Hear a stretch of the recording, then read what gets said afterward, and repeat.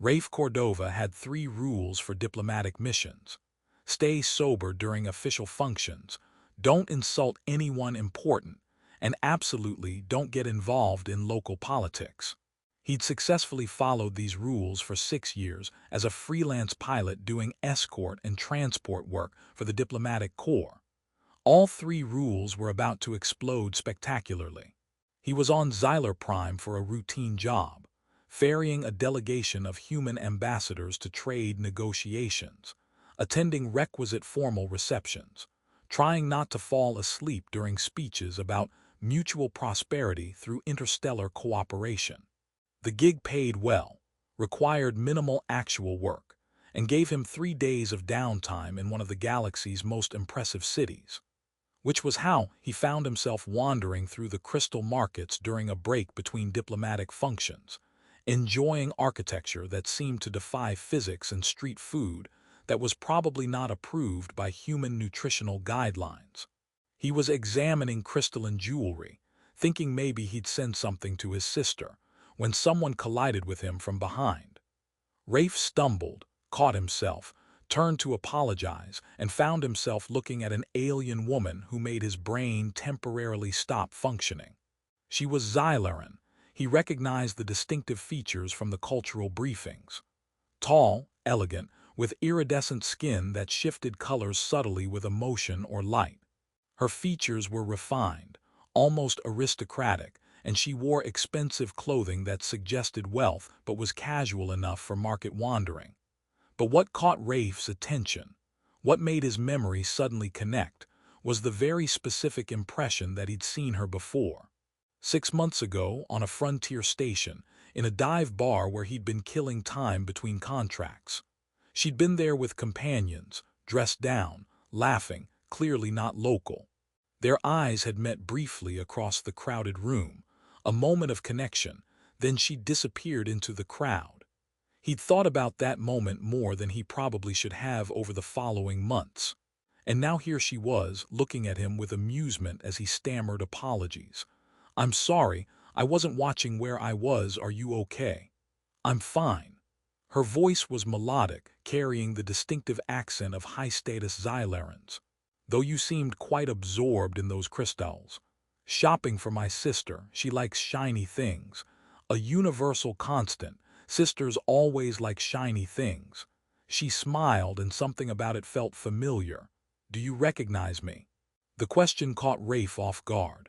She was asking playfully like this was a game. His brain made the connection, the bar, the eye contact, the impression she'd left. "You were at Frontier Station, Capinine, about 6 months ago. In that terrible bar near the docking bays."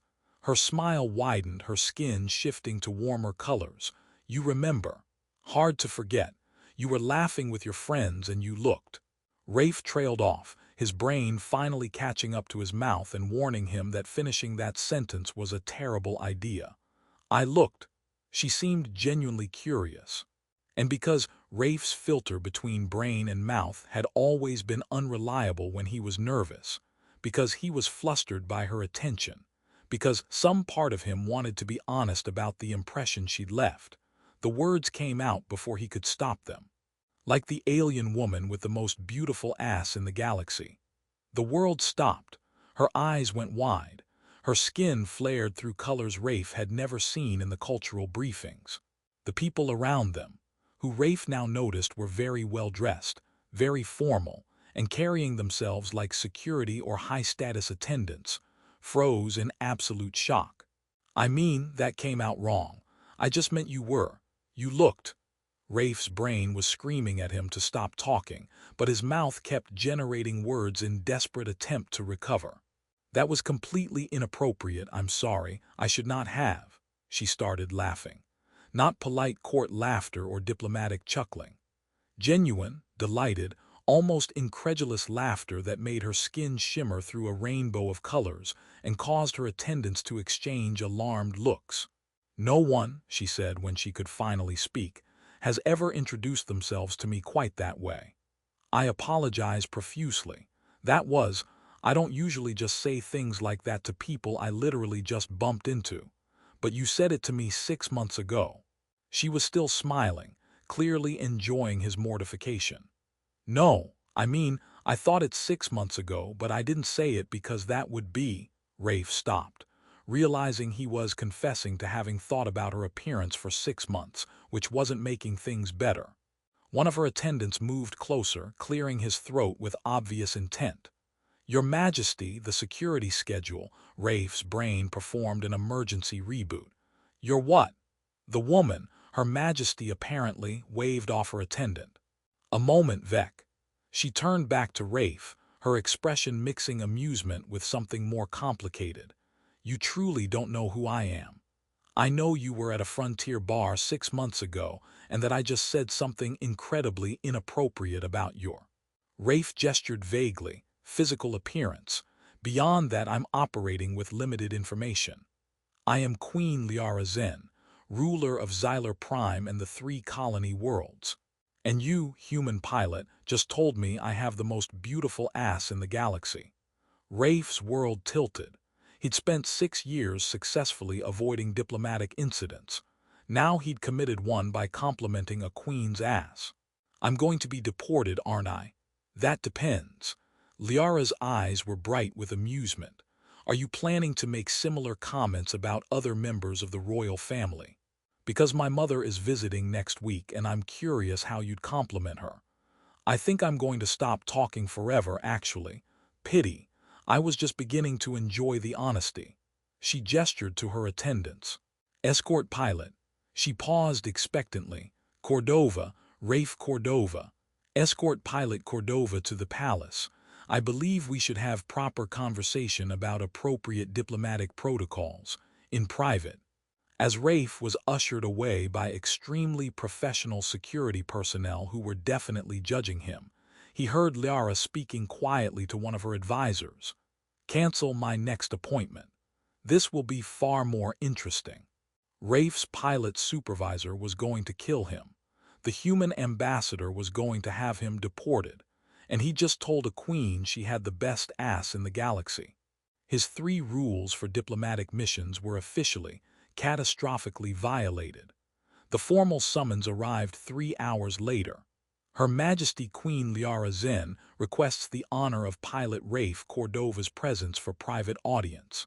The human ambassador, a career diplomat named Singh who'd successfully navigated interstellar politics for 20 years, looked like he was reconsidering all his life choices. "Private audience with the Queen," he repeated slowly. "After you told her she has the most beautiful ass in the galaxy." "It sounded different in my head," Rafe offered weakly. "It sounds exactly the same in everyone's head." Singh rubbed his face. "Do you understand the diplomatic catastrophe you've created? Queen Liara controls trade routes affecting 17 human colonies. Her goodwill is crucial for—" He stopped. "Why is she requesting private audience instead of having you arrested?"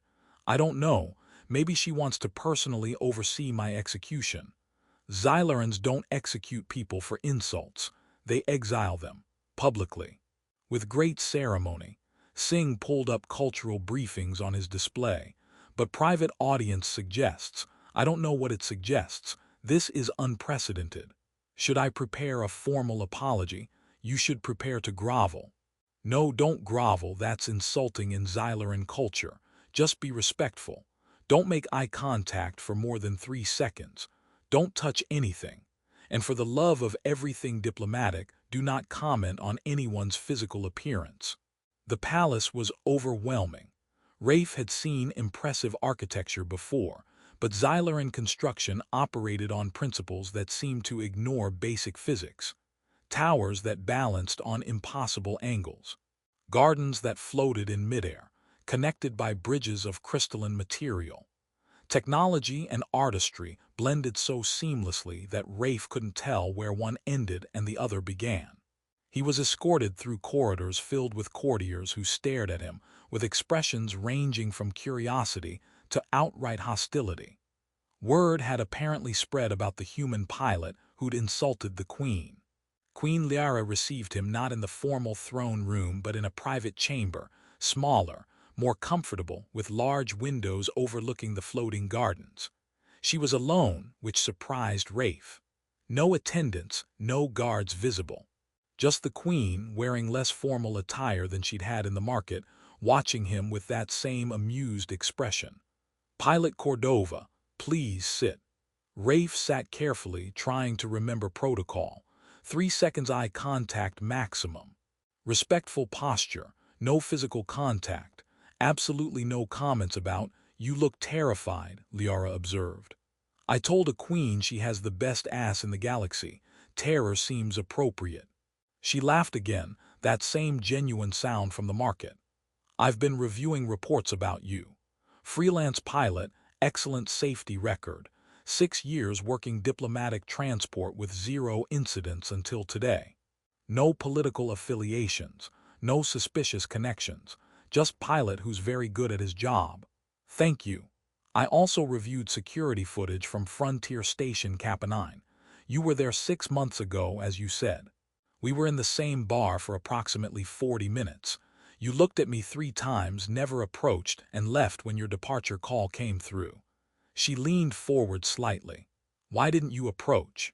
Rafe wasn't sure where this conversation was going. "You were clearly with companions. I was just killing time between contracts. Approaching seemed presumptuous. But you noticed me. Everyone in that bar noticed you. You and your friends were laughing loud enough to be heard across the room. That's not what I meant." Her expression grew more serious. "You looked at me differently than others did. Most people in that bar saw Xylaran travelers, maybe nobility based on our clothing. They assessed political value or potential connections. You just looked. I don't usually assess political value. I'm terrible at politics. I've noticed. That's what makes you interesting." Liara stood, moving to the windows. "I was at that Frontier station precisely because I could be away from court, from obligations, from everyone assessing my political value constantly. For a few hours I was just Liara with friends, not Queen Liara negotiating every interaction." Rafe started to understand. "Today, in the market, you were doing the same thing." "Yes, rare breaks from performance of queenship. And then I encountered a human pilot who looked at me exactly the same way he had 6 months ago, not seeing my crown, just seeing." She turned back to him. "Well, apparently seeing my ass, but with considerable appreciation." Despite everything, Rafe laughed. "That really did come out wrong. Did it? Or was it simply honest assessment without diplomatic filtering?" "Both, probably. I definitely thought you were striking when I saw you 6 months ago. I definitely should not have expressed that thought by commenting on your appearance like I was rating produce in a market." "Why not?" Liara's question was genuinely curious. "Everyone in my court is careful. Every word calculated, every gesture measured for political impact. Courtiers spend hours crafting compliments that actually mean nothing. You just said something true, crude and inappropriate, but true. You're not offended." "I should be. Protocol demands I be offended. Court expectations require formal response to such impropriety." She smiled. "But I find I'm not. I'm intrigued, because your mistake was refreshing in ways I didn't expect." She returned to her seat, studying him with intensity that made Rafe very aware he was alone in a private chamber with an alien queen he'd insulted in a public market. "I have a proposition," Liara said. "I need cultural liaison to help improve understanding between Xylaran and human diplomatic relations. Someone to bridge gaps, provide honest perspective on how policies are perceived, help identify miscommunications before they become conflicts." That sounds like a job for experienced diplomat, not a pilot. Experienced diplomats give me carefully crafted reports designed to advance their agendas. You, apparently, give unfiltered observations about physical appearance. I find I prefer the honesty." Her expression grew more intense. "I spend every moment being treated like symbol rather than person. Everyone sees the crown before they see me. You saw me first. The crown was surprise you discovered afterward." Rafe understood what she wasn't quite saying. "You want someone who will be honest with you, who won't calculate every word for political advantage." "Yes." even when that honesty is inappropriate, crude, or politically inadvisable. She met his eyes, holding contact longer than the 3-second protocol limit. What do you say, Pilot Cordova? Will you stay on Xyler Prime as my cultural liaison and inevitable source of diplomatic complications? This was a terrible idea. Rafe had no diplomatic training, no political skills, and had already proven his tendency to say exactly the wrong thing at the wrong time. But looking at Liara's face, seeing genuine interest rather than royal performance, seeing the person rather than the crown, "I'll probably make things worse," he warned. "Almost certainly. But you'll make them worse honestly, which is refreshing change from court politics." She stood, offering her hand in human gesture of agreement. "Welcome to my court, Rafe Cordova. Try not to comment on anyone else's appearance before you learn proper diplomatic protocols." That seems like a low bar. I should be able to manage that. He was wrong. But that mistake would come later, after he'd already fallen for the queen who appreciated his brutal honesty, and after he'd become entangled in court politics far more complex than he could imagine. For now, he shook her hand, noticed how her skin shimmered with colors he didn't understand, and began what would become the most complicated job of his life. All because he'd told a queen she had the best ass in the galaxy. The position of cultural liaison turned out to mean person who follows the queen around and occasionally says things that make courtiers uncomfortable.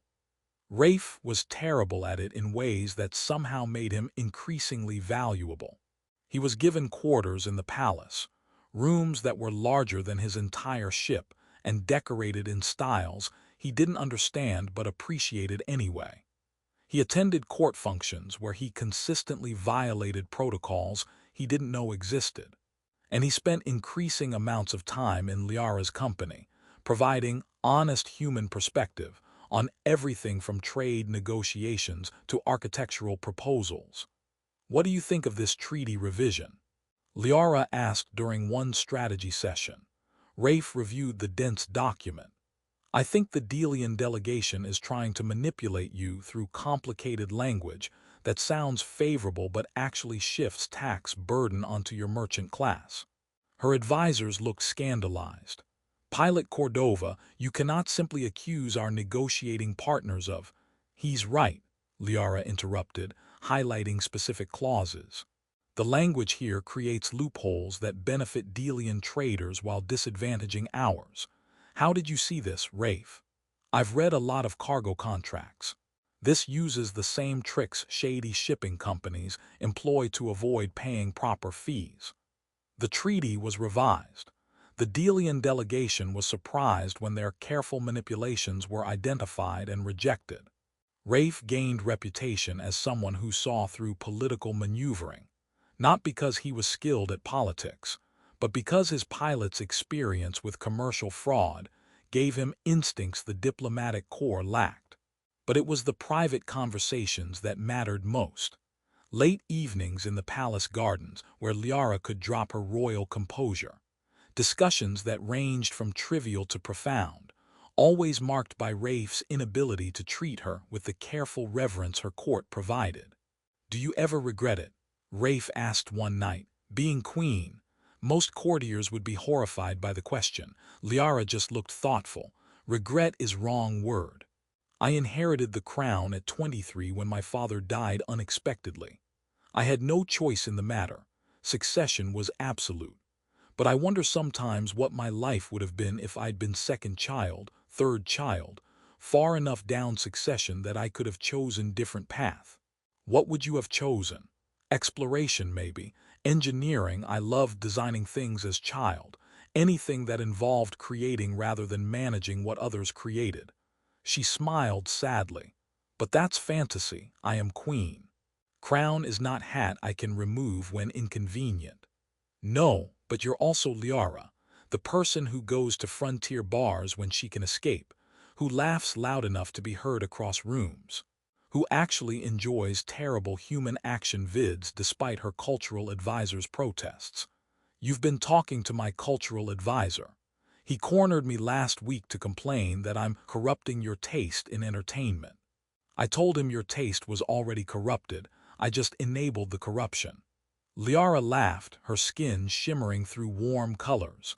I have spent 10 years being perfect queen, making careful choices, never revealing personal preferences that might be used politically. She met his eyes. You make me remember I'm person too, that queens are allowed to have terrible taste in entertainment. Their relationship deepened in ways that transcended professional liaison work. Rafe found himself watching for her during court functions, noting when her diplomatic smile became genuine pleasure.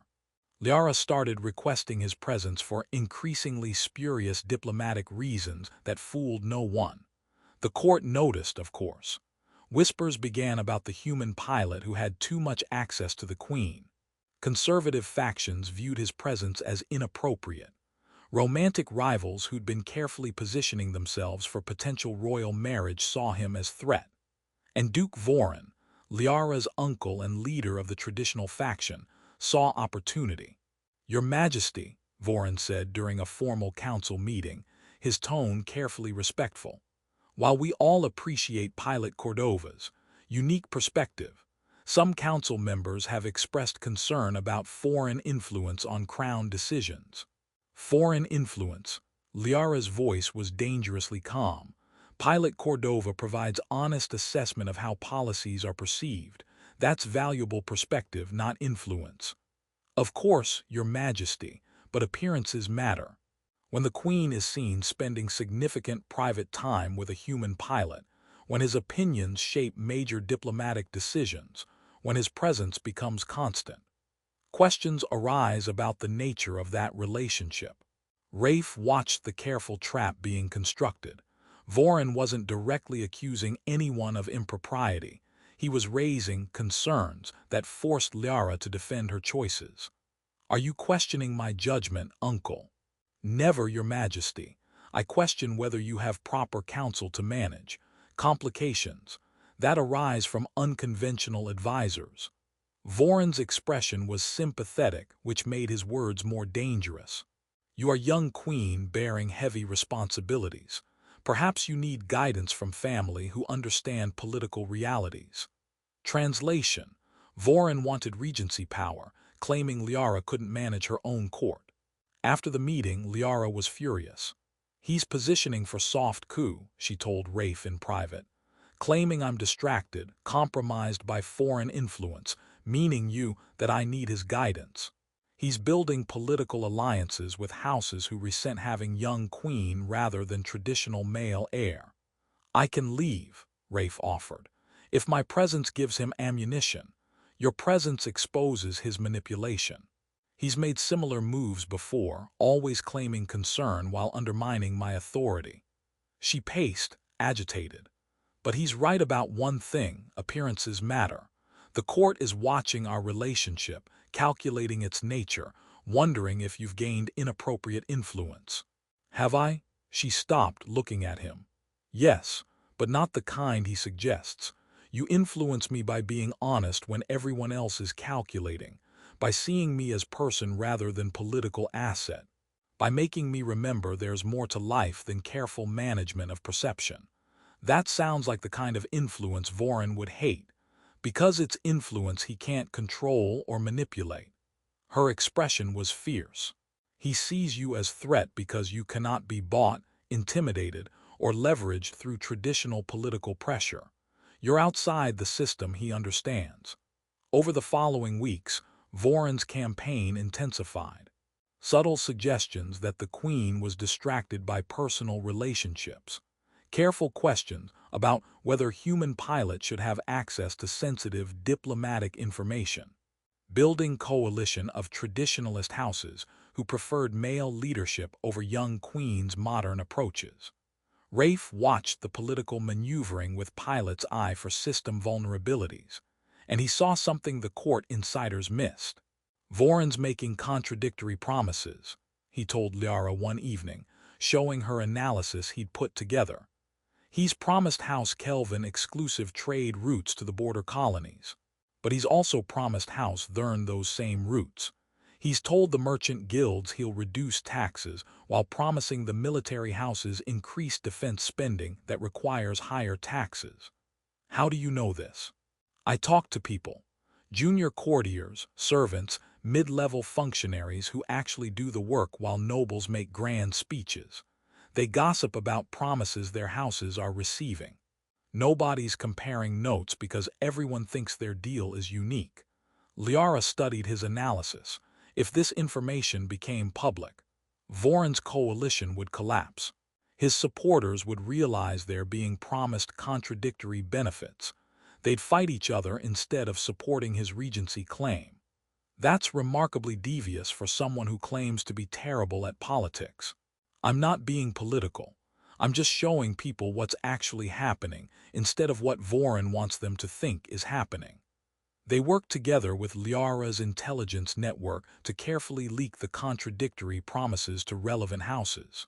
Within a week, Voron's carefully constructed coalition began fracturing as supporters realized they'd been manipulated. But Voron wasn't finished. Cornered and desperate, he made a final move that would force Liara to make impossible choice. He publicly accused Rafe of being foreign agents sent to manipulate the queen, called for formal investigation into his background, his finances, his every interaction with Liara. It was character assassination designed to force Liara to choose: protect her position by distancing herself from Rafe, or defend him and confirm accusations of compromised judgment.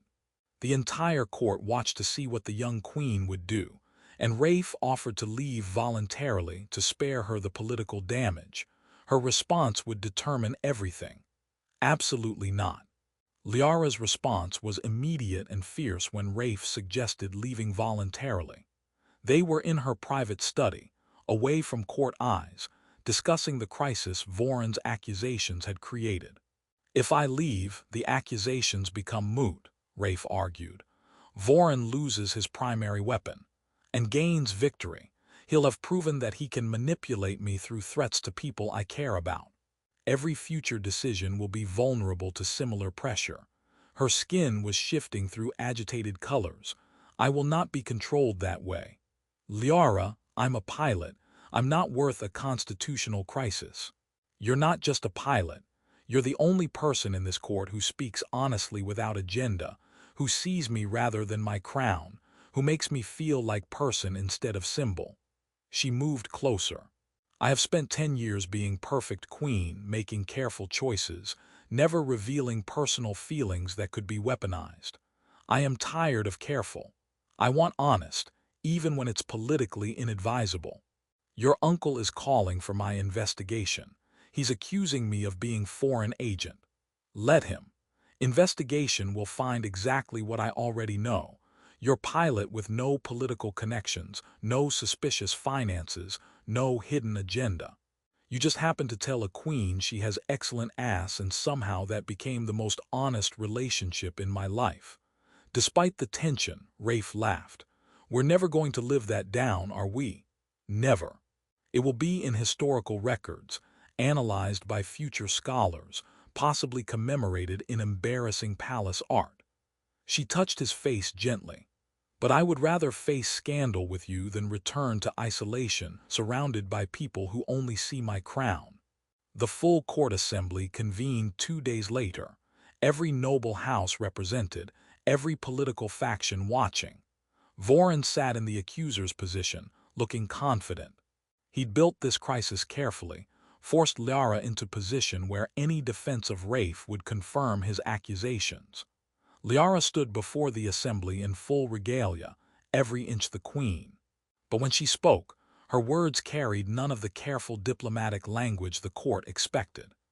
Duke Voron has accused Pilot Cordova of being foreign agent who manipulated me through inappropriate relationship.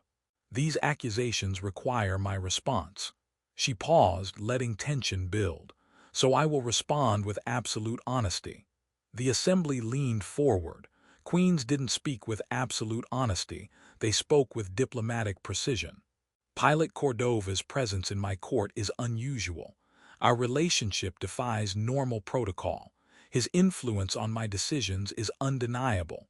Murmurs rippled through the chamber. Liara continued, but that influence consists of honest perspective unfiltered by political calculation. He tells me when policies are unfair, when language is manipulative, when my court is avoiding truth in favor of comfortable lies. She turned to face Voron directly. Uncle, you claim I am compromised by foreign influence. I claim I am strengthened by outside perspective that exposes the political games played within these walls. Rafe sees clearly precisely because he has no political agenda, no house loyalties, no stake in court power struggles. Your Majesty, Voron interrupted, your feelings for this human are mine to manage, not yours to control. Her voice cut like a blade. You speak of my judgment being compromised. Shall we discuss your judgment?